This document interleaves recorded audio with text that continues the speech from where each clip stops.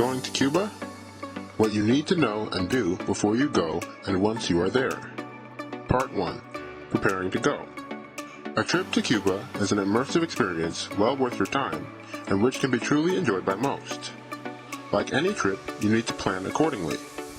This video is part 1 of a 2-part comprehensive do's and don'ts as well as a why series for those wanting to travel to Cuba from Europe, the United Kingdom, United States, Canada, and Australia. As the information in the video progresses, links to the information provided will be in the description box below. Let's get started. Preparing to go. All travelers going to Cuba must pre-register. All travelers wanting to enter Cuba must provide pre-entry information such as, but not limited to, the reason for your visit, length of stay, the name and address of your accommodations, COVID-19 related questions, and such through a website with the main page as shown here in various languages. Once you have successfully completed the questions, you will receive an email confirmation letter with a QR and barcode as shown here. A link to the DViajeros website will be below. Please note that all airlines going to Cuba will not allow you to check your bags without the QR code emailed response from the DViajeros website confirming that you have pre-registered. Do you need a visa to enter Cuba? Yes, you do. One is required from most countries. It is also known as a tourist card. From the European Union, the United Kingdom, Canada, and Australia, your entry and exit visa card will be green, as it is shown here, and cost you between 45 and 85 euros depending upon your source of it. Your visa will be valid for 30 days. As it is a requirement of entry, all airlines going to Cuba offer the visa in addition to the cost of your airfare. If you are traveling from the United States, then your required entry and exit visa card will be pink, as shown.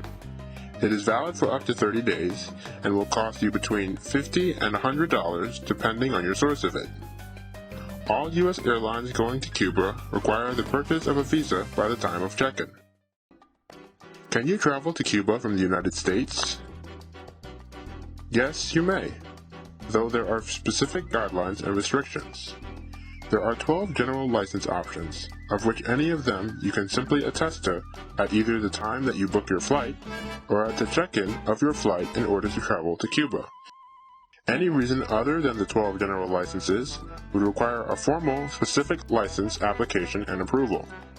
A link to the 12 general license options are in the description box below. Most people who are not visiting family choose the Support for the Cuban People license. This option means that at every opportunity, while you are in Cuba, that you will engage directly with the Cuban people, purchase souvenirs from privately owned shops and vendors, eat only at Paladar restaurants, only stay at Casa Particular accommodations, and only use private taxis to get around. I have 2 separate comprehensive videos below on the topics of Casa Particular accommodations and Paladar restaurants that I highly recommend you view after this one. Please note that it is a U.S. federal crime should you travel to Cuba and you do not follow the rules outlined for travel there. Also note that the American government has up to 5 years after your trip to audit your travel to Cuba to see if you were in compliance with your rules. Notwithstanding the United States government requirement for traveling to Cuba, once you are there and experience how warm, friendly, respectful, and helpful most of the people are, you would eagerly want to directly support the people of Cuba for the value and enhancement that they will add to your experience during your stay. Travel insurance. Do you need it? The simple answer is yes. The Cuban government requires all tourists to provide proof of medical insurance upon entry, though some airline carriers to Cuba actually include medical insurance in their fares, such as JetBlue, Southwest, American, Delta, and United Airlines out of the United States, Virgin Atlantic and TUI out of the United Kingdom, and Air France and KLM Airlines out of the European Union. Though note, it is a very basic plan. Think a broken bone, sprained ankle, upset stomach. Perhaps not major surgery or medevac services out of the country. There are far too many stories of tourists around the world who have incurred astronomical medical expenses abroad, and worse, for not having comprehensive coverage. There are a few medical facilities within Havana which cater to tourists, with the credentials of the medical service providers throughout Cuba being equal to those from far wealthier nations. Though travel insurance is an added expense, finding yourself needing it and not having it will be far more costly.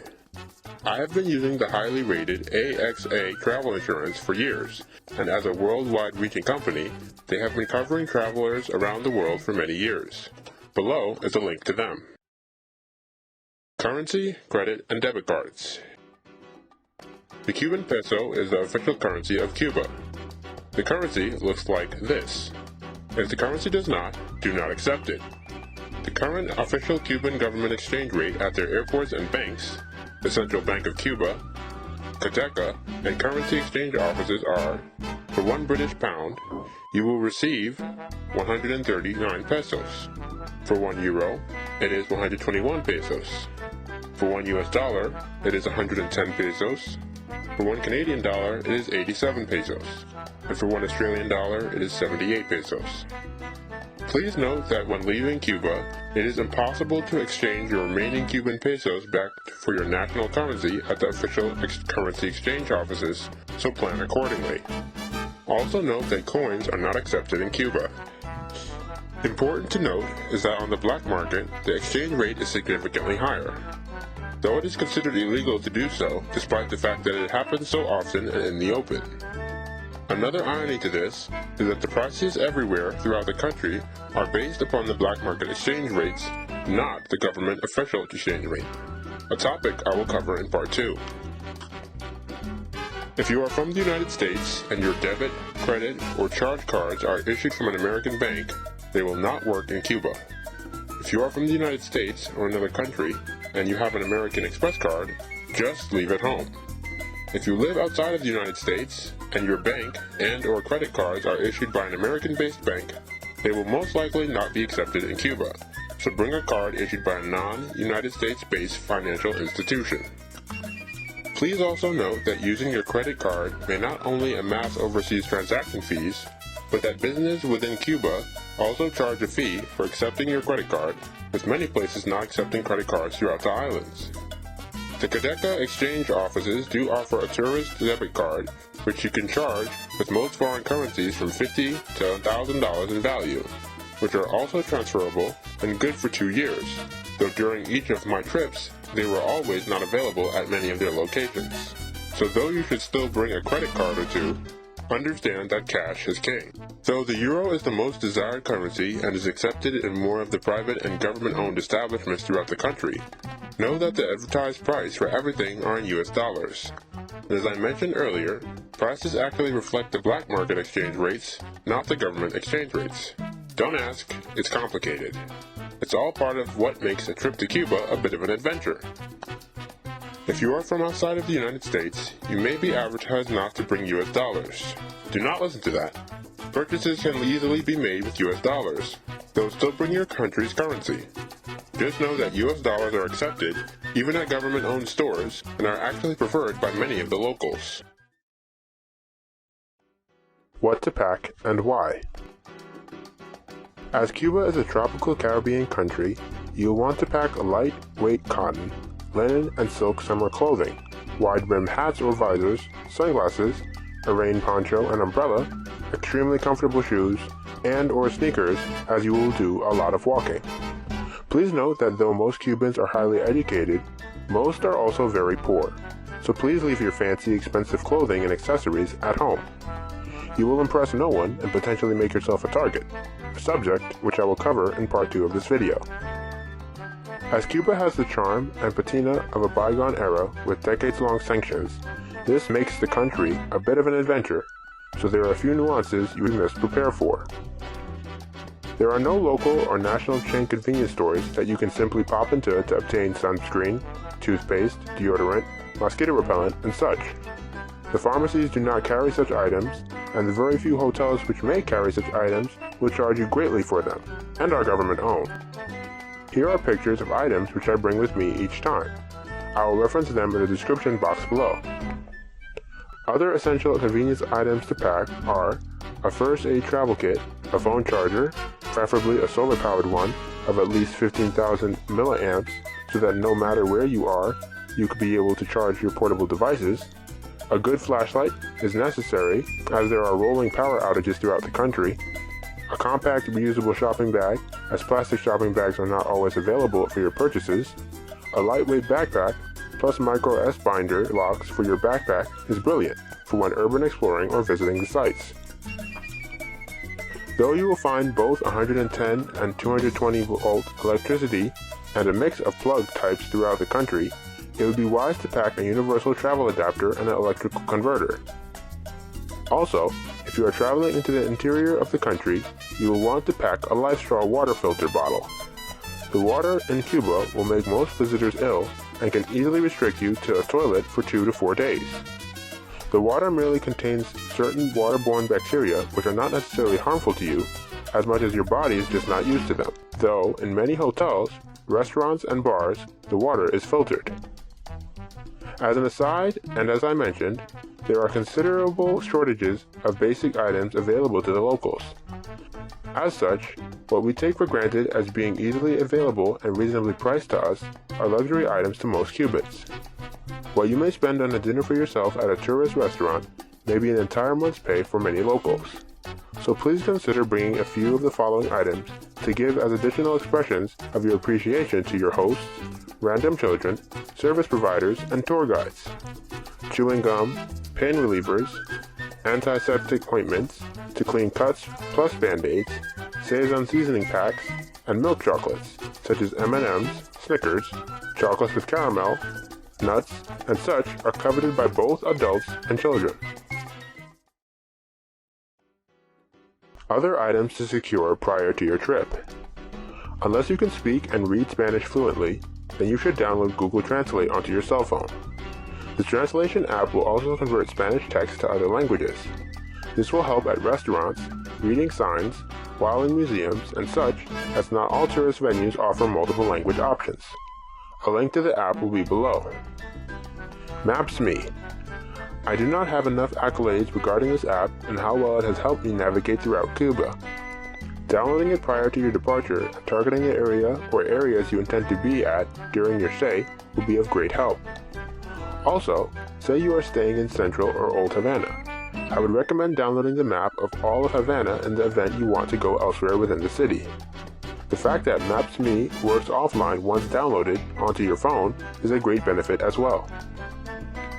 If you do not have a VPN on your phone prior to your trip, you may find that you are just as restricted as the locals as far as what content you can access online, in addition to all of the privacy concerns associated with public Wi-Fi. I highly recommend NordVPN. A link will be in the description below. Make a color photocopy of all of your pertinent trip documents: flight tickets, passport, travel visa, travel insurance, credit cards, both sides, prescription medications, and such. Taking one copy with you to leave in your accommodations, safe or within your locked luggage, on your cell phone as well as an email to yourself. In this way, should you lose the originals, you will have the necessary information to obtain replacements, resume your trip, and to leave the country. It is also wise to register your trip with your country's embassy or consulate within Cuba should an emergency arise, as well as to have your embassy's phone number in your contacts. Below are links to many countries' embassies and consulates within Cuba. What not to bring and why. Aside from the obvious, weapons, illegal drugs, expensive jewelry, and such, leave your drone at home. It will be taken and you will be subject to considerable questioning upon entry and potentially randomly during your entire stay. Should you somehow get a drone in through security, there are many places where flying it will get you thrown in jail, and you will lose your drone. In the least, you will be subject to being stopped, followed, and questioned often during your stay. Also point and shoot cameras, especially if you have numerous lenses attached. Though there are numerous photogenic places, people, and things to photograph throughout this beautiful country, I have seen people experience numerous stops and interrogations regarding their cameras. So unless you are a journalist, you may want to rely on your cell phone's camera or a photo stick for those memorable photos. Airport transportation and tour guides. You will want to schedule your airport pickup and drop-off transportation as well as securing a tour guide prior to your departure to ensure their availability for your schedule. For airport transport to and from Jose Marti Airport in Havana and/or for classic car tours, I highly recommend both Yorni of All-Star Classic Car Service. Yorni's phone number is 53-529-76206. Yorni offers an emerald green 1953 Chevy as seen here. And Adrian of Adrian's Classic Cars. Adrian's phone number is 53-533-06362. Adrian offers a two-tone sky blue and white 1952 Chevrolet Deluxe as seen here. Regarding a horse-drawn carriage ride, I highly recommend Nosley. Nosley's carriage ride is number 3, and here he and his father are with their horse and carriage. Nosley can be reached directly at 53-550-94634. Regarding a convertible classic car tour, I highly recommend Leonardoperez. Leonardo offers many different makes of 1950s convertibles in various colors. A few examples are seen here. Leonardo can be reached at 53-519-764-52 or at Leonardoperezclavero at gmail.com. Regarding a tour guide, Raidel of Timeless Havana Tours is an amazing resource with insights and knowledge of Havana and beyond. He offers comprehensive itinerary planning, guided walking tours, as well as guided tours with classic cars. Raidel may be reached directly at timelesshavana@gmail.com. You may find it easier and far more cost-effective to contact those within Cuba by WhatsApp before your arrival as well as throughout your trip. Please feel free to leave me any questions you may have in the comment sections below. Subscribe for part 2 of this topic as well as future videos. Your subscription will help the channel to grow in order to continue bringing such content. Enjoy your trip.